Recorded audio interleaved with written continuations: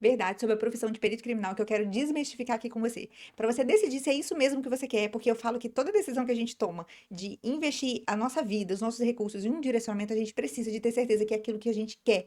Porque também é importante que você entre no serviço público já sabendo o que você vai fazer, não é somente pelo salário. Então vamos lá, vou desmistificar algumas coisas aqui. Eu sei que é uma profissão que gera muita curiosidade e eu vou realmente, no final das contas, você vai ver que eu concordo com você, é realmente uma profissão maravilhosa, é a minha profissão e eu sou muito feliz e realizada nela, porém, eu vejo que muita gente cria na cabeça um ideal que não existe, tá? A gente às vezes vê alguma série, algum filme e alguns posts, né, de alguns peritos postando ali na cena de crime, algumas coisas, e a gente acha que a realidade é sempre essa e não é bem assim. Então, nesse vídeo aqui eu quero trazer algumas coisas para vocês e também explicar como que funciona a escolha de onde você vai trabalhar a partir do momento que você entra no concurso. É claro que, primeiro, é importante que você saiba a diferença, que existem os peritos que são de âmbito federal e os peritos que são estaduais. Os peritos federais que são vinculados à Polícia Federal, eles têm a competência de trabalhar em crimes da esfera federal, de competência da Polícia Federal, tá? Se você for estudar para concurso, você vai saber exatamente qual é a diferença, mas deixa eu te dar um exemplo básico. Por exemplo, quando a gente fala de tráfico de drogas, quem é que apura isso? É a Polícia Civil ou a Polícia Federal? Se for a Polícia Civil, quem vai analisar aquela droga também são os peritos estaduais. E se for uma droga que foi para a Polícia Federal, quem vai analisar são os peritos federais. E tá, e como que eu vou saber? Isso aí também está descrito lá na Constituição, está descrito em toda a legislação que você vai precisar de estudar. Mas só para continuar aqui te exemplificando. Se a droga for de tráfico, aquele tráfico local que a gente vê de tráfico de droga na sua cidade, no seu estado, quer dizer, não sei se no seu estado tem, no meu estado tem bastante, mas esse tipo de investigação de droga vai para as polícias estaduais, porque é de competência dos estados. Agora, se for uma droga apreendida num porto, num aeroporto, num navio, em aeroportos, aqueles programas de TV que você vê que o pessoal joga lá o pozinho, o líquido azul, o líquido, para saber se fica azul, inclusive, aquilo ali é de competência da Polícia Federal, porque configura tráfico interestadual ou internacional. Aí a competência não é mais dos estados e sim da Polícia Federal. Então, primeira coisa que é importante você saber isso. Então, quando você decide ser um policial federal, um perito federal, um perito estadual, você também ali já está limitando o que você vai fazer ou não. Por exemplo, peritos federais praticamente não fazem local de crime de homicídio, porque a competência para apurar crimes pela Polícia Federal, crime de homicídio pela Polícia Federal, são pouquíssimos. Eu não vou usar falar aqui que eu não vou lembrar, mas, por exemplo, se for contra o presidente, se for contra algumas autoridades públicas, por exemplo. Então, primeira coisa, é importante que você entenda essa diferença.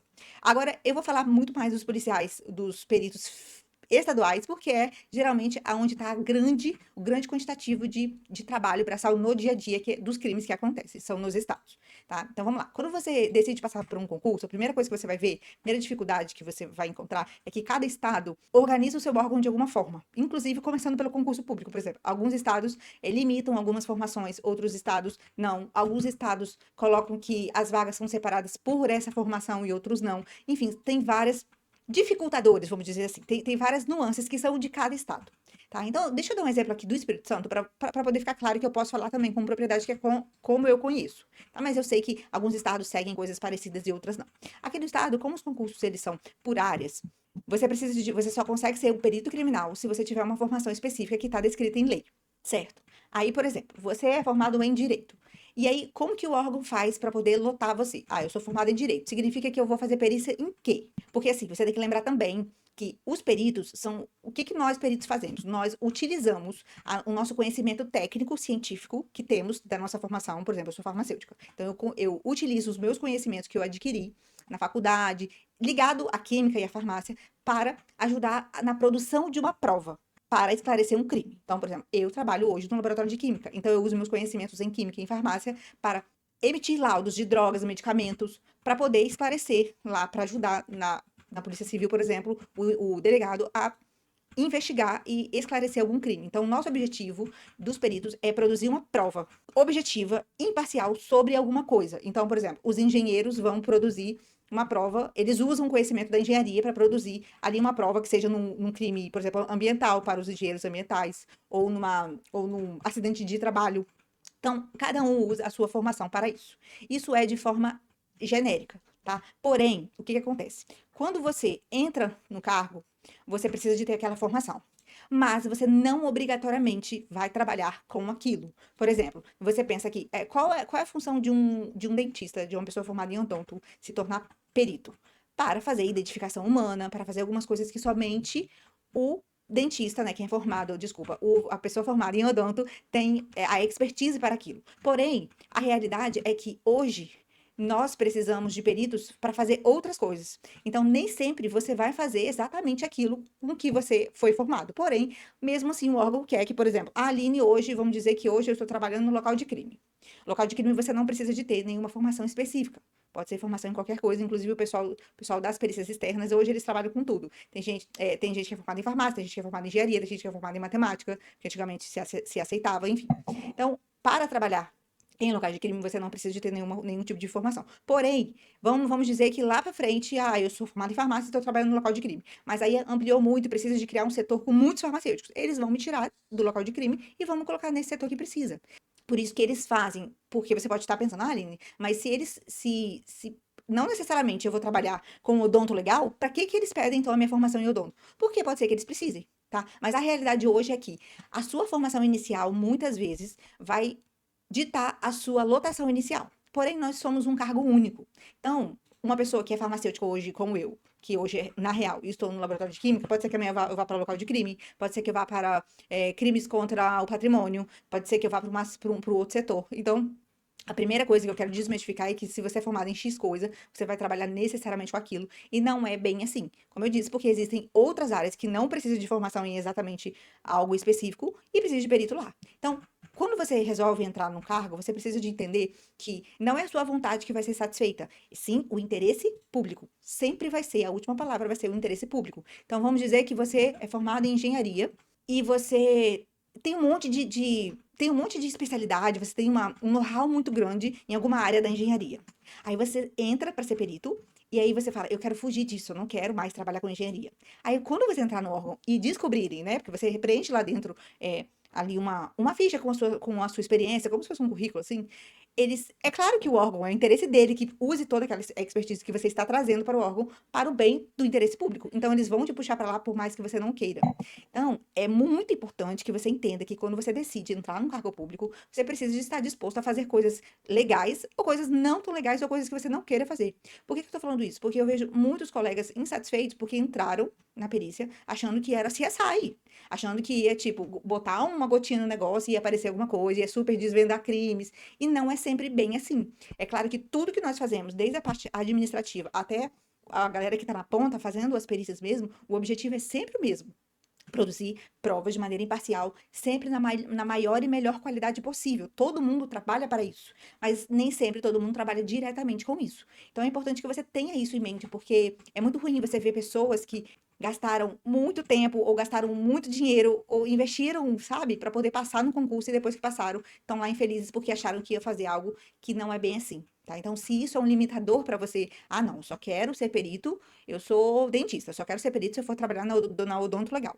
Eu já te aconselho a não fazer isso, tá? Porque pode ser que você fique, pode ser que você não fique, pode ser que você fique por um tempo, pode ser que você entre e trabalhe numa coisa, daqui a pouco você está trabalhando outra. Então é importante que você entenda que não é bem assim. A realidade que mostram por aí não é bem assim. Nós sempre temos alguns limitadores. Temos limitadores de verbas, temos limitadores, por exemplo, eu sei que dá para fazer análise desse tipo, tá, mas o seu laboratório está capacitado para fazer isso? Às vezes a gente não tem verba, então a gente não pode se apegar a isso. Porém, agora eu vou falar do outro lado. Porém, eu, eu sou uma pessoa que eu sou apaixonada pelo que eu faço, mesmo fazendo coisas muito chatas muitas vezes. Por quê? Porque é algo diferente, porque é muito legal você participar. Por exemplo, você viu que no seu estado, aí na sua cidade, teve um crime de repercussão. E você, de alguma forma, por mais que às vezes a perícia abrange várias coisas, você ajudar de alguma forma, sabe? Você fez um exame para comprovar que aquele incêndio que teve foi um incêndio criminoso, para poder qualificar aquele homicídio. Ou você fez uma análise toxicológica para saber que houve o uso de alguma substância que deixou a pessoa com uma incapacidade que também qualifica o crime. Ou você, sabe? É muito legal você saber que você está participando disso e trazendo respostas para a sociedade. Porém, eu não quero que vocês tenham essa visão romântica de que sempre é assim, de que você vai ser um super CSI, que você vai usar lá o colete, você vai andar armado. E você vai desvendar os crimes. Até porque outra coisa que é importante eu falar aqui. Existe uma diferença que eu confundia muito, mas vamos lá. Existe uma diferença entre o que é fazer perícia e o que é fazer investigação. Nós, peritos, não temos o objetivo, nós não temos o objetivo de dizer como que aquele crime aconteceu, quem foi o culpado. Não é esse o nosso objetivo. O nosso objetivo é pegar os indícios, é pegar itens que a gente tem. Vamos dar um exemplo aqui de uma cena de crime. Você vai numa cena de crime, aí você chega lá, e aí os peritos de local de crime, né, que fazem a perícia do local. Eles chegam lá e eles vão pegar sangue, eles vão pegar, ver se tem pegadas, eles vão ver se tem digitais, eles vão pegar isso que a gente chama de vestígio, e eles vão processar, levar para sessões que precisam de levar, para poder transformar aquilo em uma prova, que vai se tornar em um laudo. Então, por exemplo, ele pega uma mancha de sangue, ele não tem que falar que aquele sangue foi do vizinho que entrou, não sei o quê. Não, ele vai falar, ó, esse sangue aqui, ele vai enviar, por exemplo, ele coletou o sangue e vai enviar para o laboratório de DNA. O laboratório de DNA vai dar um perfil genético. E aí fica a cargo da investigação descobrir quem são as possíveis pessoas para fazer o confronto. Então, o nosso objetivo nunca é dizer que foi fulano que matou, ou foi aquela digital é de fulano, ou foi assim que se deu o crime. Não, nosso objetivo não é esse. Quem faz isso é a investigação. Nós pegamos aqueles vestígios e transformamos em uma prova para que a investigação, junte com a investigação que ela fez, então, vamos dizer, teve um homicídio aqui. Quem vai fazer o levantamento? De conversar com o vizinho, pedir câmeras, saber fazer, sabe, toda essa parte investigativa que a gente chama de análise de vínculos entre pessoas, locais. Quem vai fazer isso é a Polícia Civil que vai fazer isso. São os investigadores, os OIPs, eles que vão fazer isso. Nós, peritos, a gente pega, porque, por exemplo, se você é investigador, cada um no seu quadrado. Você é investigador, você não pode chegar num local de crime tipo, ver uma latinha com uma digital e simplesmente pegar aquela digital e ele levar lá para o laboratório. E ele não pode fazer isso. Na verdade, eles não têm nem recurso para isso. Quem faz a análise do local de crime, no entanto, que quando há um local de crime, quando há um homicídio, por exemplo, vou dar esse exemplo que é o mais fácil. Quando há um homicídio, as mesmas pessoas a chegarem no local, por exemplo, são os PMs. Os PMs chegam e isolam o local. Até que os peritos cheguem. Porque os peritos das perícias externas precisam de chegar e eles fazem a perícia do local. Para saber aonde tem, o que é vestígio, o que não é, o que pode estar ligado ao crime, o que não está. Depois disso, os investigadores entram com a parte investigativa mesmo. Aí eles vão olhar, vão conversar com vizinhos, vão ver se tem câmera, tá? Então, cada um tem a sua função. E também por isso que eu acho importante dizer, porque muita gente confunde, acha que quer fazer a parte da investigação e acha que sendo perito você vai fazer isso, e nós não fazemos isso. Inclusive, nos laudos, nós somos bem objetivos. A gente fala que isso é isso, entendeu? Agora, quem vai fazer essa ligação com da vítima com um suspeito, esse tipo de coisa, geralmente, a grosso modo, tá, gente? Eu tô explicando de uma forma mais a grosso modo aqui. É claro que tudo depende aí de várias coisas, mas quem faz isso é a Polícia Civil, tá bom?